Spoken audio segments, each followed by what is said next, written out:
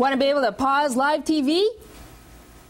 We'll show you how to make your own PVR in this hour of Call for Help. I hope these people can help me with my computer. A technician will be with you in 4 hours. 4 hours? You can upgrade for just $5,000. What? The Universal Serial Config board should be set to ID 6. I need that in plain English. Help! Leo Laporte to Call for Help. May I help you? Hey, welcome to Call for Help. I'm Leo Laporte. Great show for you today. We're going to talk about Yahoo's new toolbar with anti-spyware built in. Also, Monica has some cool extensions for Firefox, our favorite browser, and as she said, a do-it-yourself video recorder. Ladies and gentlemen, Monica Latama and Andy Walker. Okay, I got a little quiz for you. Okay, don't say anything, Andy. You might know. What do you think this is? What do you think this is? Look at that. Can you get a shot of that? What do you think that is? Any idea? Andy, do you know?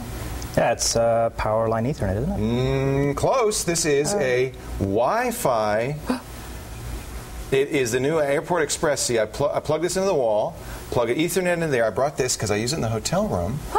I light up my room with Wi-Fi like that. Super cool. Isn't that cool? That and is you know, it works great. I have to say, I just plugged it in, and I'm surfing. I have 2 computers in there, and a PC and a Mac, and I'm just surfing. Wow. That's Airport Express, $125 US. This is kind of cool. If you have a USB printer, it has a USB printer port, so it'll support that on the network. Wow. And you can plug your stereo into the audio port there. And if you plug your stereo into that, you can actually use, they have special software that allows you to control your, you play your iTunes over your stereo. Oh, wow. My propeller head is spinning. Spinning. Woo, Yeah, this is the newest thing from Apple. By the way, our best wishes out to Steve Jobs. He was diagnosed with a very rare form of pancreatic cancer. Oh, no. Fortunately, easily treatable, and they had the surgery. He's feeling better, and it looks like the prognosis is good. He's not going to need chemo or anything. So our best wishes to Steve Jobs, the man who started Apple Computer. And a character. I wasn't going to say a nice guy. I like him a lot. I spent the weekend with him and his family a couple of years back, and he actually was a lot of fun, but never play volleyball with him. Why not? You know why? No, why? Man, he doesn't like to lose. Oh. Not that I beat him, but he is like, go, what are you doing? Very serious. Did he spike you in the head? Maybe. Maybe.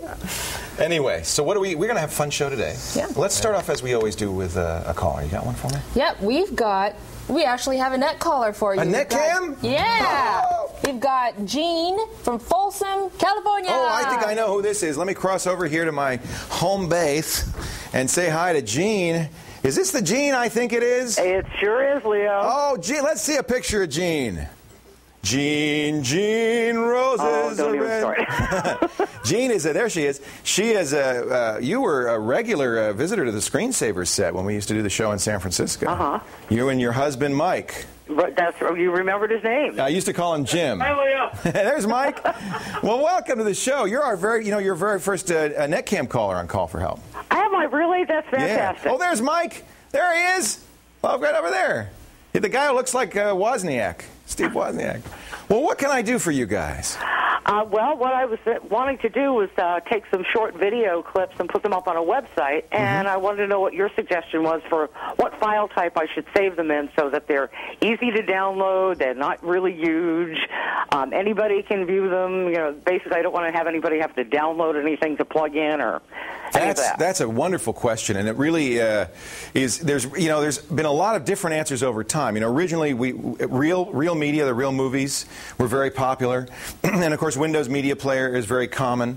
And probably if you wanted the one that the most people would be able to look at, I'd say probably Windows Media Player format. But there's a new format out right now that I really think is the future of streaming video on the web. It doesn't require any kind of specialized software to make, and it's probably the most compatible because it's a standard. Unlike Windows Media, which is owned by Microsoft, or Real Media, which is owned by Real, this is a standard that everybody can support, and in fact many different companies make players for. It's called MPEG-4. Now you probably heard about MPEG-2. That's if you're watching the show on a digital cable or satellite, you're watching an MPEG-2 stream. You probably heard about MPEG-1. That's the older format. MPEG-4 is the latest, and it has some really nice features. First of all, it's, by the way, super high quality, and most high-definition television is going to be MPEG-4 television going forward, so it can be very, very high quality. But it was designed so that it looks good at a variety of what they call bit rates or download speeds. And it has built into the file, it has some built-in hinting that says, well, this is what to do if it's 56K. This is what to do if it's DSL. This is what to do if it's a high-speed T1, and on all the way up. So the picture will get better and better without you doing anything, Gene. Oh, that's fantastic. Yeah, I think that's really nice. Plus, it streams automatically. A good way to try it out is to go to Apple's site. If you want to see what it looks like and see if you can play the files, go to apple.com/QuickTime, and you'll see they have a whole lot of trailer. We'll just pick a trailer, a movie trailer of some kind here. What do you want? How old are The Incredibles? I'm excited about that one. That's going to be the new one from Pixar. Do they have a trailer? Now, I'm going to choose. We have a pretty high-speed connection here. Whoops. Oh, drat, I can't do it on this one. Let me try a different one. How about Cinderella Story? View trailer. Let's do a large one. See if I can get it to play back. Okay. So now this is exactly how it would look. Now in this case, I have QuickTime installed, but notice it's streamed already. It's starting to play right away, even though it's not fully downloaded. Once it's downloaded, this bar will go all the way across. The quality, I think, is just superb. This is Apple's QuickTime site. It's a good way to look at them. You don't have to have QuickTime, Gene, to play these back. Windows Media Player plays MPEG-4 files.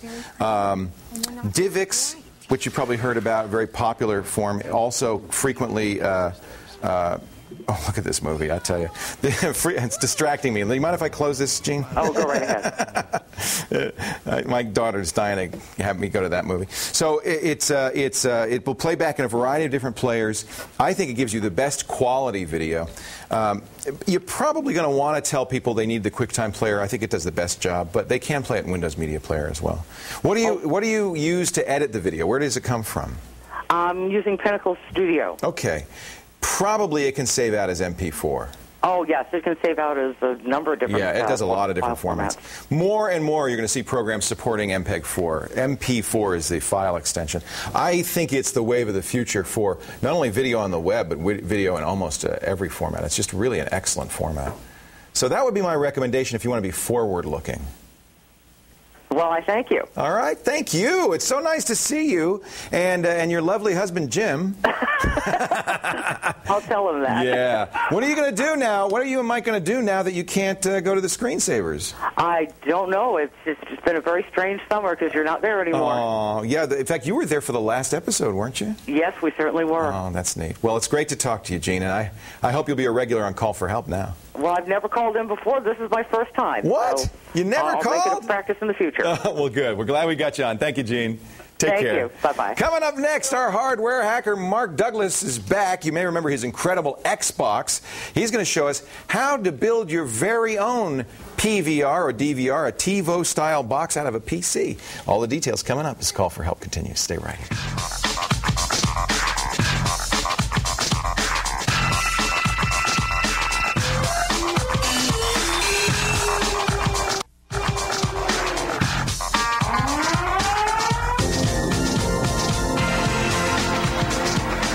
Welcome back to Call for Help. It's time to find out what Microsoft's been up to all summer long. What'd you do on your summer vacation? We made a new update for Windows. Service Pack 2, Yes. which they thought they were going to get out in the spring, ages ago.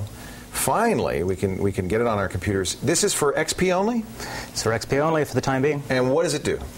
It patches all those great big huge holes in Windows. Traditionally, a Service Pack rolls up all of the patches that they've released up to this point into one file so you can download it, install it, and then when people buy Windows, it'll have it built in and all that stuff. Yeah. But this is more than just the normal patches. They're going to add some new features, right? It basically, when you get Windows XP, it adds all kinds of security features. So it turns the firewall on automatically. Which it wasn't before. Which it wasn't. It checks to see if you have an antivirus program. If you don't, it goes, hey, no antivirus, for God's sakes. Right. Same thing with the firewall, right? It'll tell you if you've got a firewall installed or not. Right. Now, the Windows firewall's always been kind of half a firewall, only protected incoming traffic. This still doesn't protect you from outgoing. You still need personally, I use broadband, and most people do out there these days. And high-speed internet. High-speed internet. Yeah. And, in your router, you're going to have a built-in firewall. So, that's a good idea, too. Those are those boxes that people put on their system to share internet access. We got a router right there. It's in use, so we can't actually get it too high. Whoa. But even if it does, this one says firewall, but even if it doesn't say firewall, it is a primitive form of firewall. It's a primitive form of a firewall, and it'll stop most nastiness coming into your computer. So Service Pack 2 adds it turns on the Windows firewall, turns off things like messenger spam, gone. Right. Notifies you if you don't have an antivirus and shakes you and says, why not? What else does it do? It also has got a built-in, it adds Windows pop-up blocker to IE. No more pop-ups in IE. Right. Those ads that come up on the screen. Thank goodness. Right. That's great. And it gives you an easy access to the security settings. Can you show us that? So this is the new security center. So what happens is down here in your system tray, you've got a little notification that says, and this is always there. Okay. And if it's bad, it's got an X, and if it's good, it's green. So you're bad. So I'm bad because it hasn't detected my antivirus program. It's saying, hey, Andy, you have no antivirus protection. Now, I have a beta version of the new Norton antivirus, so for some reason it's not detected. Well, it's not unusual for it to not detect unusual versions, but if you have one of the major firewalls or antiviruses, it'll detect. Yeah. Plus, this is an early version of the... We're running the beta. Running the beta version of it, right. RC1 is this, or 2? This is RC2. 2, okay. Right. Automatic updates are now more automatic, right? Right. Well, it just basically forces you, and it gives you the various options that you used to have to go and dig for, to either automatically download, whatever updates are available, and do them all by themselves. And that's what I would recommend most people do, is that kind of thing. But most significantly, I think, is the Windows firewall, because what's cool about this is it stops all the nastiness from coming in. Yeah. But you do have an exception. So earlier on this computer, we were running the webcam with our first caller. With Gene, yeah. With Gene, and so under exceptions, I had MSN Messenger 2.0 turned on. So you, in effect, punched a hole in the firewall. Right, outbound, exactly. So, the more things you accept, more exceptions you add, the more vulnerable you are. And, the hackers will find their way into this, I'm sure, at some point. Microsoft has a bad record of protecting your computer. But this is a big step forward. I have to say, I've talked to a number of security experts who said this is the way Windows should have been the day it came out. Right. But thank goodness Microsoft's doing it now, 3 or 4, whatever, it's 3 years later. Yeah. It's about time. Raw sockets, if you're an expert, you probably heard the term raw sockets. Those are gone, and that was a big issue. Because it meant people could use your computer in an attack that would be undetectable. So they've gotten rid of that. I understand they've changed file sharing, so it's more secure. File sharing is now absolutely more secure. Yeah. So that was a problem. You couldn't. I think everybody would say, "Well, I better not turn on file sharing," even though I would love to have that capability. Well, right. I mean, somebody can drive up to on your driveway and tune into your banking information on your computer if you have file sharing on. Right. And the other nice thing about this service pack is it has a whole new interface for your wireless networking. Now, this is a desktop, so I can't show it, but I will in a future show. It actually has a new interface on how to browse the different IDs on your various wireless networks, and has a built-in protection. This is really more than a service pack. This is almost like Windows XP version 2. And that's what I thought they were going to do. I thought they were going to release it as version 2 and actually market it that way, but I don't think that people would put up with that. Because of the hue and cry over security, this was something they had to do. They absolutely had to do, and they can't get away with not doing it. It is free, though, right? It will be free. At least they're making noise. Well, it should be free. It probably will be free. There was some thought about charging? When I talked to the public relations person at Microsoft Canada, they're like, yeah, probably free. So I don't know what that means. I think it'll be free. I think that'd be such an uproar. Yeah. How do you get it? You just go to Windows Update, and as soon as it's available, it'll pop up, and you can automatically download it. So if you have Windows XP and you click your Start menu and go to Programs, you just run Windows Update right there, and that will automatically download it as soon as it's available. Yeah. Well, it'll tell you that it's available, and then you have to download it yourself and select it. But select it. It's big, isn't it? It's a pretty big file. I think it's somewhere in the region of 30 megabytes, something like that. I downloaded the full one when it was in release Canada. It was well over 100. It was huge, like 128 megabytes. Wow. I think that will vary depending on how up-to-date your system is, how many of the patches you have. Right. I downloaded everything. I did for my mom the other day, and there was 50 packages. Yeah, because she hadn't done it in a while. Not in a while, yeah. Okay. Yeah. Windows XP Service Pack 2, very important, a must-have update. Run Windows Update, as soon as it's available, and you'll be able to download it on your system. Thank you, Andy. Thank you. Coming up next, free file of the day. It's a toolbar to help you fight spyware. But first, take a look at our daily quiz. See how smart you are. Quiz question of the day. What do they call Mozilla's new email client? I'm the bad person to ask because I'm terrible with names. Is it Fastmail, Eudora, Thunderbird, or Mailosaurus? Give us a little thought, and we'll come back and tell you about it a little later on. This call for help continues. Stay here.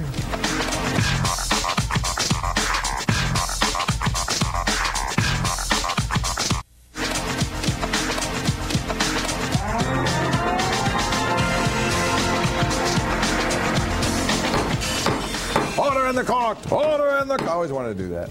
You know where I got this? Future Farmers of America gave me an award. I don't know why. Maybe they thought I should be a farmer instead of Call for Help host. Welcome back to Call for Help. It's time to get another caller on the air. My feelings are, Monica Latanwa, order in the court. We've got Larry from Minneapolis, Minnesota. Oh, yeah, for sure. You betcha. Poor Larry. Hi, Larry. How you doing? Hi, Leo. It's great to see you back on the air. At least he's laughing. It's great to be back on the air. I'll tell you, my wife was she said, get out of the house. Go do something, please. And by the way, you did have a farmer's outfit on here in one of your books, if I remember correctly. I do. The very first almanac. I'm wearing overalls. Yep. And but I was farming computer monitors. I had a whole big crop. I don't know what that means. What can I do for you today, Larry? Well, I've noticed that the DVD writers are coming down in price a lot. Yes. And I want a DVD primarily for backing up hard drive data. Okay. I'm not so much into doing the copying of videos and those types of things. Okay. And I'm curious if I should wait for the dual-layer drives to come out or go with the single layer and save a few dollars. They're out, by the way. In fact, yes, I know. The dual-layer drives are cheap. I was looking at Price Watch. You can get a Lite-On, who was traditionally made the cheapest DVD and CD burners, a Lite-On for $87 for a dual layer. Let me show you what dual layer means. This is from Extreme Tech. They really did a nice job with this diagram, so I'm going to steal it. A normal DVD has one recording surface, just like a CD recordable. They have a reflective backing, a surface, and then clear polycarbonate on top of that. The laser goes through the clear polycarbonate and modifies the surface to look like pits and bumps. And then when the laser reads it, it bounces off the reflective material, and the changes in light are what tells it ones and zeros. Well, dual layer is exactly what you'd think. It's two of those layers, and what they do is they focus the laser. It's really amazing. They focus the laser beam differently for each layer. So they're right here, and then they refocus and they're right here. And interestingly enough, on the reading, they're able to shine it through. Now, that's not surprising because your current DVD player can read dual-layer discs. In fact, most Hollywood movies are on dual-layer discs. That's, by the way, Larry, I got to say, what drives the dual-layer DVDs right now is that people who are taking a commercial disc and making a copy of it, in many cases, either have to shrink the video or spread it out over two discs. So I think a lot of people thought that this would be a big market for people who are copying movies, but you say you don't want to copy movies. One of the advantages of this is, of course, you get a little more than 8 gigabytes per side instead of the 4.7 of a single layer. You don't quite double it, but you do get quite a bit. Now, that's the good news. You want to hear the bad news, Larry? Sure, let's hear it. So the good news was these drives are cheap, they work, and you get almost twice the data. The bad news is the blanks, if you can find them, the blank dual-layer discs are $20 a pop. So if you make a coaster, if you have a bad burn on one of these, you're burned. It's bad. So I think until the media falls, I don't think, frankly, I think what's going to happen, a lot of people are buying them. They're not much more expensive than the single layer. As a, kind of a hedge against the future, well, you'll be able to burn dual layer once these blanks are less expensive. The current dual layer DVD burns, 8x. Some of them are, I think, 16x. They're just as fast. Not on the dual layer, by the way. They burn more slowly on the dual layer. But if you have a regular single layer DVD, they burn just as fast. They burn CDs just as before. They're in every way just like a single layer DVD burner. They just have this additional capability. So yeah, if you want to spend like $20 more to get that capability, it's probably a good hedge against the future. You know, I don't know if this is an interim technology or a long-term technology. I think we're going to start seeing higher density DVDs like Blu-ray in the next couple of years, which means we'll probably see Blu-ray burners. This may be one of those, you know how that happens in technology, Larry, where there's kind of an intermediate thing that solves a problem but doesn't really take off, and then the real upgrade comes along, and you'd be stuck with, you know, a DVD burner that you don't really use fully. But at $87, why not? I'll just add it to all the other collection of stuff I don't use yeah, anymore. Exactly. You got a Jazz drive, you got a zip drive. Absolutely. I mean, there's a lot of these. Remember Visa Local Bus? I know you remember that, Andy Walker. Yeah, right? It wasn't fast enough for the video cards, so we made this new bus for like 2 years, and then Intel said, oh, screw that, AGP, and that was it. You know, so this may be the Visa Local Bus of DVD burning. Great, thanks, Leo. Okay, Larry. Hey, thank you for the call. I appreciate it. I think that's apt. You know, you never know with technology, or it could take off. Could be the next big thing. I tell you what. Speaking of something that I know is going to take off, it's time for our free file of the day. I'm going to walk on over to Andy Walker and see what he's got for us. Do you remember Visa Local Bus? No. You don't remember that? No. Oh, you're too young. I'm only about 12 years old. So. Oh, that's. You look like you're 15. You fooled me. Free file of the day. What do we got today? Yahoo Toolbar. Yahoo. You know the guy who did that Yahoo Yodel sued? Yeah, he got a bunch of money too. Yeah. He out of court settlement. He said, I recorded that once for one commercial. They've been using it for 5 years. I want my money. He got lots. Yeah, absolutely. Anyway, that's a sidebar. Yahoo Toolbar. Yahoo Toolbar. You know, all of the search engines have their own toolbars now. Yeah, Google we did yesterday. Google did yesterday. Okay. And we're going to do another one later in the week, Alexa. Okay. This is the Yahoo Toolbar, and one of the, you know, of course they do pop-up blocking, and they do, you know, go get your mail, and you can search in yahoo.com right on the toolbar. So if you're a Yahoo user instead of a Google user, this would be a good choice. Yeah. You can access your mail. Different? Well, here's the big thing, and this is actually really important, and I think a fantastic feature, is a new anti-spyware function right on the toolbar. Well, I like that. You mean like Spybot style? Spybot style, it blocks it? It scans it? It scans your computer. And in fact, let me demonstrate. So you go up to the toolbar. Yep. This is it right here. Oh, okay. Yeah. Yeah. Right. And there's a little target. We're going to click on that. And you can say Run Anti-Spy. It's actually called the Anti-Spy feature. And it just brings up a very similar, you know, dialog box to any other anti-spyware program. You go click Begin Scan, and bingo, it starts to look on your computer, and it actually finds the Alexa toolbar, which it thinks is. Yeah, I think that's a little infighting between the two companies, don't you? I think it's war. Yeah. But you know, it'll find all kinds of nasty, the other guy's nasty things on it. What is spyware? Spyware is things that sneak onto your computer without you knowing, and either tries to collect information on you, or market things to you, like pushes pop-ups at you, that sort of thing. Pop-ups can often come from spyware. Yeah. It's become a real plague on the internet. Look, you got some more. Weathercast. Thinks that's adware. You know, and I don't even know how that got on my computer. Because there you go. So it's snuck on there. You know? They're using a stripped-down version of Pest Patrol on this Yahoo Toolbar, and that's a pretty good spyware program. I love Pest Patrol. I talked to the developer of that a few years back, and you know, this is a guy that pretty much invented the anti-spyware software industry. Very smart fella. Created, you know, signatures for every new spyware that shows up. Just like an antivirus. Just like an antivirus, right. And you have to download, you know, signatures and that. So you want to keep this up to date? In this particular case, I think it uses the Yahoo anti-spy engine sort of thing to do that. I don't think so you don't have to update it. Just like, you know, any other toolbars, they automatically update themselves. And how much does this cost? It's free! Because it's the free file of the day! Free! All right. Thank you very much. That's great. Yahoo Toolbar, you recommend it? Absolutely. Fantastic. Companion.yahoo.com. That's right. And of course, you'll see it on g4techtv.ca. Actually, we'll callforhelptv.com. We got our new URL. That's great. Callforhelptv.com. Coming up, I know you can't get Tivo in Canada, can you? No. You poor. No, I was in California. I loved it. How do you live without Tivo? Well, how do you live? There is PVRs here through Bell cable companies, satellite companies, they all offer it. We're going to show you how to make your own. Stay right here.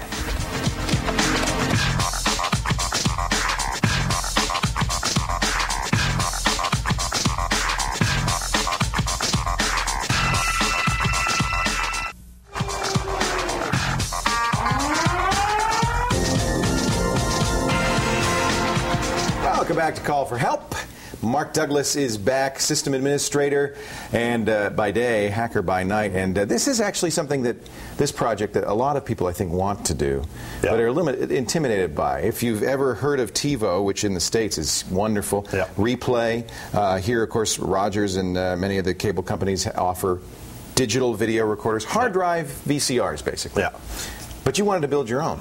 Yeah, the options, in Canada, like you said, you're limited to pretty much what the cable company is going to give you. Right. Tivo, Replay, they're all third-party companies, and they're giving you, the best that they've got. I have to say, as a Tivo user and addict, I love Tivo. And in the States, usually when somebody says, well, how do I make my own? I say, don't bother. It's a couple $100 for Tivo. Why spend a lot more money for something that's not as good? Here, since you don't have the choice, this makes a lot of sense. Yeah, absolutely. So you've built your own PVR, sometimes they call it personal video recorder, or DVR, digital video recorder, using standard PC parts? Yeah, pretty much. The case is small. It's a little home theater PC case. This is kind of a they call these shuttles. Yeah, this is a shuttle case. So, but that's about the only, everything else. This is standard CD-ROM drive or DVD-ROM drive to play, that I can't play movies. How about the hard drive? Does it have to be a special kind of hard drive, super fast? No, not really. You want to make sure that for the PVR functions, you're going to be pausing TV, rewinding, things like that. You're going to want enough space on there so that you can cache that data. Big hard drive. Yeah, big hard drive. You got a 160 in here? Yeah, there's a 160 in there. Can you use more than one? Could you have? Yeah, okay. It can. The software, the Myth TV software supports multiple drives, so you can actually span the movies across it. The other component, hardware-wise, that's important, of course, is the video in card. What kind of card are you using? This is actually an older ATI PC Wonder. Yeah, PC Wonder TV card. Do you find that works all right? Yeah, it's for analog input, it's a good card. Okay. And the other thing that you want to concentrate on in this situation is the output as well, because you don't there's no direct output from the TV Wonder in this case, because you're going through the PVR functions. So you need to have either a video card, or in this case, the shuttle has the onboard N-Force 2 chipset. Yeah. So all the outgoing video goes through that, and it's actually fine. Is it RGB out, like computer out, VGA out, or do you watch television? Do you have television? This motherboard has both. So you have the option of plugging this in and watching it on your desktop, on a computer, or watching it as a computer with a computer monitor, or with a TV. Oh, that's great. So it's pretty standard configuration. Yeah. By the way, details for the configuration are on our website, callforhelptv.com. But now we also have to put some software in. There are a number of commercial programs I've recommended in the past, Sage TV and Snapcast, good Windows programs. Yep. Linux has Freevo. You chose something called Myth TV. Yeah, Myth TV. Yeah. The feature set and the user interface just sort of sucked me in right from the start, and that's what I went with. Some of the additional benefits is that there's a live CD for it. That means you can, instead of installing it on the hard drive, you can boot to a CD and actually see Myth at work. In fact, let's take a look at it right now. You do eventually have to install it, though, if you want to use it as a PVR. If you want to use it as a PVR, you do have to do the install to the drive. Okay. But the live CD has an automatic install that'll go ahead and do that for you. That's kind of nice. So you wouldn't, this would be a blank hard drive, and you would just install the whole thing all in one fell swoop, and it's running on Linux, not on Windows. Yeah, Linux. So this has become a dedicated PVR machine for you, really. You don't use it for anything else. No. Let's take a look at the actual interface for Myth TV. Right. That's pretty. I imagine you can skin it. You have different. Yeah, this actually has a bunch of skins built in. This is just a sort of the random one I chose. TV, music, games. Yeah, lots of different stuff. That's more than's on my Tivo, I'll tell you that. Yeah, that's right. So we'll take a real quick look at the TV functions. Where do you get your directory information? Because that's one thing Tivo also provides. You pay $10 a month for that, but you get all the information about what shows are coming up. Yeah, the Myth TV connects to an XML TV feed from zaptoit.com. Okay. So that's free.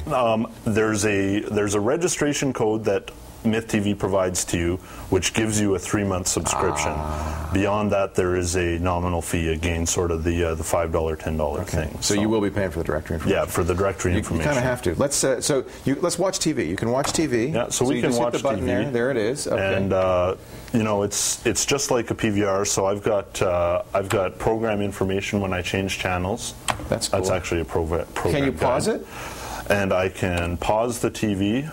Oh my goodness. If you need to get up and get a drink or run to the washroom, and when I unpause, we continue from there. And look at that quality; it looks great. Yeah, and I can decide to skip ahead or go back, and so all the basic PVR functionality is there. Can you show us a recorded program? Do you have any on there? I actually don't have any recorded programs. And what's the quality like on the recorded program? It's good. It comes down to the capture card that you're using, really. So you're using an older one that maybe isn't going to be as good as you... That's pretty much it. But really, anything that you can expect on your TV, you should be able to record. If you had a DVD burner in here, could you record DVDs from recorded programs? Yeah, absolutely. See, that's one thing you cannot do with a TiVo and a replay. They're very careful about that because Hollywood doesn't want them to record movies onto DVDs. That's definitely something you can do. Yeah. And you can put in your CDs, you can put in your DVDs and say... It's a whole media center. It's a media center, so you can have that information available. How much is Myth TV? Free. It's open source, free source, free software. That's really cool. Yeah. So if you've got you probably don't want to put this on an old PC. You kind of use a high-end PC. The more power, the better. The better the video card. You need enough power so that you can, like I said, with the PVR functionality, you're actually watching a delayed. The output you get is delayed by a few seconds, so that you have the ability to pause, rewind, and do all that. So the computer's doing all of that on the fly. So that's why you need some horsepower. Yeah, you need. Nevertheless, not an expensive thing. And now, thanks to this Myth Instant Install CD, a lot easier than it used to be. It used to be a tough thing to get going. If you want to know more about this, all of Mark's do-it-yourself tips, places to find all this stuff, what he suggests you do on how to make your own PVR on our website, callforhelptv.com. All right, coming up next, more of your calls. We've got Monica coming up with her pick of the day and a lot more. You stay right here.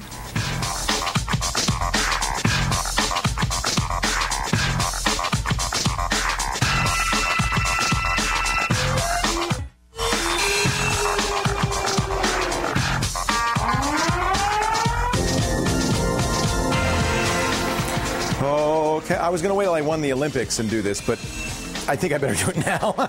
Welcome back to Call for Help Canada. On the line, I think we have another caller. Monica, who is it? Who do we have here? We've got Ernie from Novato, California. Yay, Ernie from Novato. He lives just a few miles from me. You should have just come to my house. Call me all the way up here in Canada. Hey, Ernie, how you doing? Fine, thank you. Welcome to the show. Mr. Laporte, I want to thank you very much for this opportunity. I've been wanting to talk to you for years. Thank you very much for all your help and the cast members of Call for Help and Screensavers for all I've learned during the years. Oh, well, that's very nice of you, Ernie. And I only wish you could see this show in Novato, California, but maybe someday you will. Yes, sir. Thank you. We think so soon, huh? So what can I do for you today? Okay. Yes, sir. Okay, I got a new computer about a year ago. Yeah? 9 months ago, I finally signed up for the Internet. Good. It's been a long time. Finally got on the Internet 9 months ago. Wow. About 3 months ago, a window popped up that said I had some sort of problem or error, and there's an option to that I could send a report to Microsoft. Of course you can. So I did. Yes. And I never heard from them. I was wondering what that window meant and why I never heard from them. And they never write. Yeah. Yeah. A good pen pal. What's wrong with them? Well, Ernie, let's think about this for a second here. How many copies of Windows are installed worldwide, would you say, Andy? 100 million? More than 100 million? 120 million, I think. 120 million. And let's say each one of those programs crashes, just once a week. Well, no, I'm not going to say every day. Once a week. That means there'd be about 15 million, more than that, about 20 million, almost 20 million messages a day. So I don't think there's anybody at Microsoft actually reading those error messages. They do claim, I'll show you what Microsoft says they do with them, which is kind of interesting. Here's how Windows error reporting works. Actually, I should show you one. Let me see if I can make a crash happen, because I think some people are going, what is he talking about? I had a program that we used on the show. Oh, that's not going to be it. I have a program we used on the show yesterday, and darn it. Oh, there it goes. I got it to crash. Now, this is what he's talking about. This program has encountered an error problem and needs to close. We're sorry for the inconvenience. Isn't that nice? At least they've gotten polite in their old age. If you were in the middle of something, the information you were working on might be lost. Please tell Microsoft about this problem. We've created an error report you can send to us. We'll treat this report as confidential and anonymous. Yes, they will. I can promise you that. So we're going to click on here. This is what they're sending. And what it is it does send information about what program was running, what was going on, when it was running. You can even if you really want to get technical, you can see they send quite a bit of information, including the contents of memory while it was running. And all of this stuff, when I press the button, Send Error Report, is automatically sent to servers at Microsoft, where it's promptly thrown out and forgotten forever. No. I don't think they're going to ever respond to you, Ernie, but this is what they say they do. They are automatically collecting these 20 or so million error reports every day, and they're probably putting them in a big database. And I would suspect if they start to see a lot of errors from a particular program, or if they know about issues, they probably will tell the vendor, hey, look, we realize now you've got a compatibility problem because we got 50 million complaints in the last 4 days or something like that. Andy says he's gotten, you got a suggestion that you download a driver from that. Yeah, it said, we've addressed this issue. Please go to Windows Update and download the following thing. And you get a click-through to Windows Update. So it is paying attention to what you said. So it is paying attention, yeah. And sometimes it'll say, if you would like to track this report, fill out your name and email, and you get an email when they figure that out. I've never seen that. No, I've never been notified that way. So, Ernie, should you not do it? You can turn it off if it's really annoying. You can turn it off. It's a pretty simple thing to do. You're going to open the System Properties Control Panel. Advanced. Pardon me? Go to Advanced. Of course, it's an advanced feature because only advanced people should be able to turn it off. And then you see here it says Startup and Recovery. Click the Settings button, and you can. Is this error reporting? Oh, it's. Oops. Let's do this again. We're going to go to Advanced. Oh, there it is. Yeah, Andy's steering me. Error reporting. There it is. You can disable this, or you can have it only do it for Windows. Like that. You could say, don't bug them on programs, or you can even see which programs it'll. But the truth is, I always press don't send. So, Ernie, I guess you're a good citizen. It's okay to send it, but don't expect Microsoft to call you back. Okay? Okay, yes, sir. I understand. At least it wasn't something like a virus or a worm or a Trojan. A problem within Microsoft. It's a program that crashed. That's all it is. Yeah, and it's a way of Microsoft basically collecting statistics on errors. Hey, Ernie, thank you so much for your kind words, and I thank you for being on Call for Help. Thank you, sir. Take care. Bye-bye. Before the break, one last chance to test your technology wisdom. It's our Call for Help quiz, our quiz question of the day today. What is Mozilla's new email client called? Fastmail, Eudora, Thunderbird, or Mailosaurus? Think about it. I'll tell you the answer in just a bit. This Call for Help continues.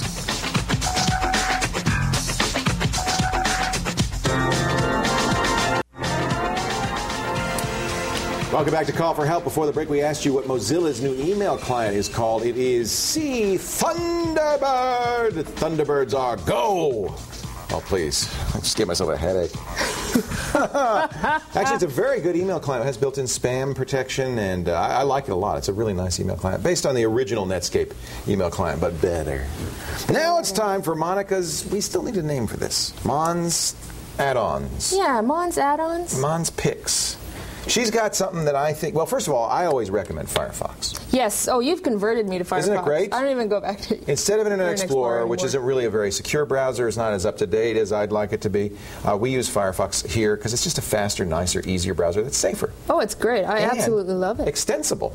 Yes, and I've got two to show you very quickly. These are extensions that you can download. Yes. Well, you can either go to bookmarks, and they've got links to Firefox extensions and Firefox themes. Okay. Or you can go to Tools, go to Extensions, and get more extensions, and it'll bring you to a website. So those are ones you've already installed. If you have a fresh installation of Firefox, there'll be nothing there. Right. And you it'll be blank. But I've been busy. But you have been busy. Well, let's see a couple of ones that you particularly like. Yeah. Well, one I'm showing you is Bug Me Not. Bug Me Not. And what it does is it gives you access to bugmenot.com's database where users have submitted their bogus usernames and passwords, so you can bypass registration pages. So you're trying to go to a newspaper website. Right.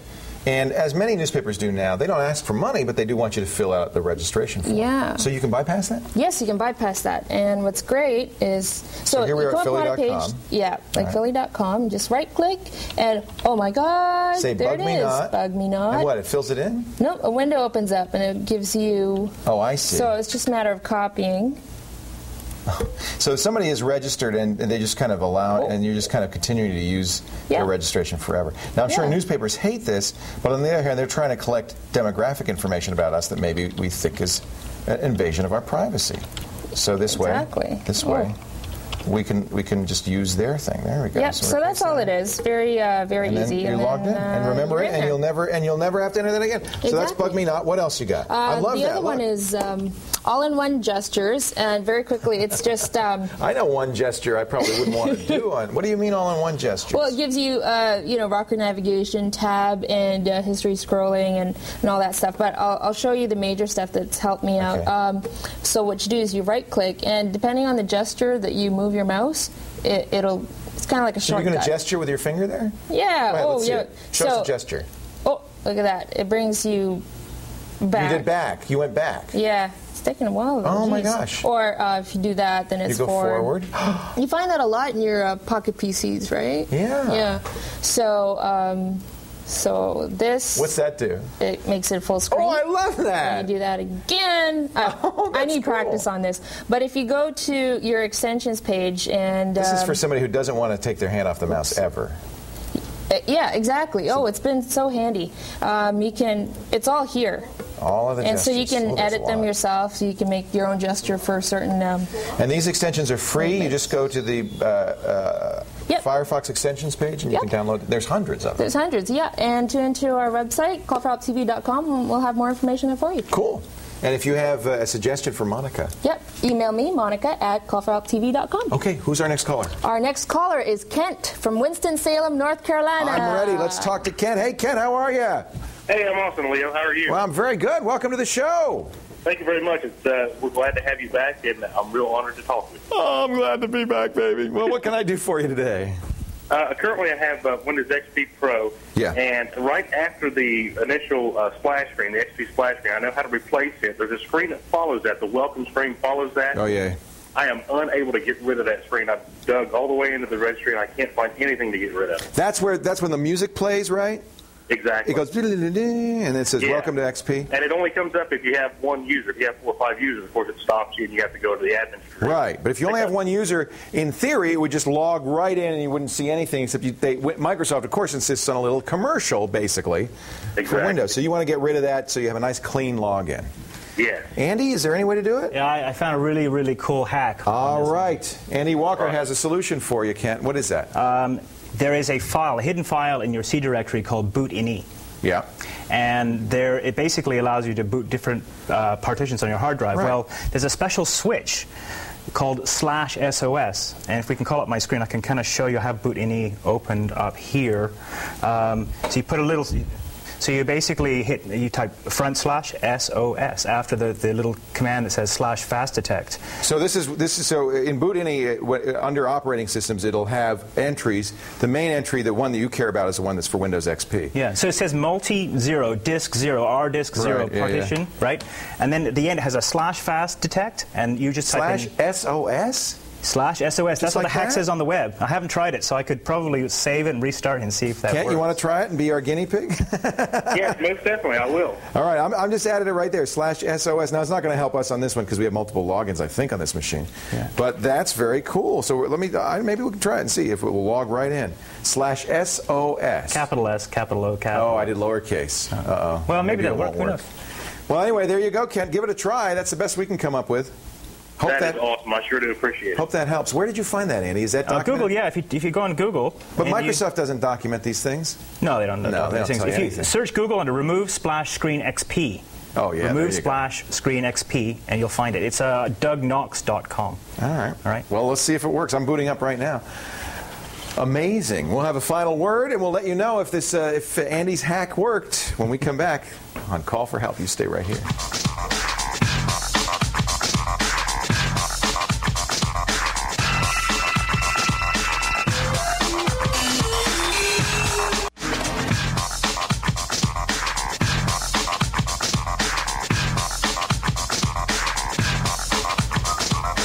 Welcome back to Call for Help with Leo Laporte, Monica Latanwa, and Andy Walker.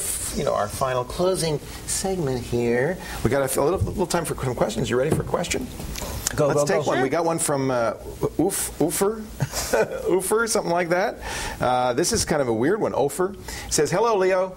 Oh, wow, this is a different one. This is from Tim. Do you think it's a good idea to have your signature on your website? Show my website. And actually, I don't know what the right answer is. Obviously, I think it's okay. I have my actual scanned signature on my website. What do you think? Do you think somebody could steal it? See right there at the bottom? Think somebody could steal it, sign checks with it? Well, the great thing about the web is, or the bad thing about the web, depending on which way you look at it, is that it's low resolution. So as soon as you print out, it's going to go all grainy and it won't look like a real signature. I think you could tell that was forged. Yeah. I'm not too worried about that. No. I know. No, plus it'll show up the same way all the time. What do you think? Well, I've already sold your signature on your paper. Let's take another one. Some people fell for it. Here comes Ofer's question. He says, I have a laptop running Windows XP Home. In IE6, when I open a second window, the first one closes. Wait a minute. Let's get this right. When I open a second window, the first one closes, and on. What's going on? So it sounds like, I think I've seen, this sounds familiar. It sounds like it's auto-minimizing, so only one window can be open at a time. Right. Have you ever seen that before? That sounds familiar. It sounds familiar, yeah. And I don't know the exact fix, but you know what you could do is you could go into Internet Explorer, go to Tools, Internet Options, go to the Advanced tab, and then say Restore All Defaults, and that'll put the on the screen. So you think it's a settings thing? So yeah, you could put, if you restore all default, you go back to factory settings, and it'll hopefully go away. We also were looking at maybe in the folder. Views menu, Windows Explorer, and then go to the View Tools rather Folder Options. So we're thinking maybe this is it, but again, if you restore defaults here, maybe that'll restore it. I was thinking maybe it was an accessibility thing. You know, somebody maybe set it so that it wouldn't be confusing with all the windows open. Yeah, entirely could. Or. And this sounds strange, but I've seen things like this happen before. If your keys get sticky and you have a key always pressed, for instance, I think it's Control-Shift will automatically minimize a window when you go to the next window. Yeah. Maybe her keyboard's got some stickiness in it. And I think maybe she spilled her beer on the keyboard. She spilled her beer on the keyboard. For sure. And you know, you laugh, but I've seen that happen to my own system. So I don't know. There's some thoughts, Ofer. I don't know if it's Ofer is a he or a she. It's not Oprah. It's Ofer. How do you spell it? O-P-H-E-R, like gopher without the G. Oh. Oh, he's Ofer 4? I don't know. All right. We know. Speaking of Ofer 4, this is our second episode of Call for Help so far, and we're doing pretty good. You feel comfortable? You settling pretty well? You enjoy doing the show? Yeah, I like being near Monica, though. I know. Well, because I get to do this. No. You know, he's got so much dippity-do in his hair. It's really almost like golf tees. You can really turf, dude. You can really get a good. You know, that's a good. Do it again. I think that. Do you have another one? Another ball. Oh. You got it stuck in the light somewhere. If you want, by the way, we love getting questions for Call for Help, and if you'd like to send your question and be on the show, we'd love to hear from you. We're not taking calls directly. Just go to the website, callforhelptv.com, and there's a form you can fill out that'll tell us information about what kind of operating system you're using, when you're available, and we would love to get you on the show. That was very wimpy. That was very wimpy. Callforhelp.tv.com. Callforhelptv.com. No extra dot in there. If you'd like to get on the show. Hey, we thank you for joining us. Thanks to all the folks you're going to see down here who make this show possible. From Toronto, Canada. I love doing that. I love saying that. I'm Leo Laporte. Remember, if you've got a problem with your personal confuser, don't whine, don't moan, don't yell. Just call for help. See you later. Bye-bye.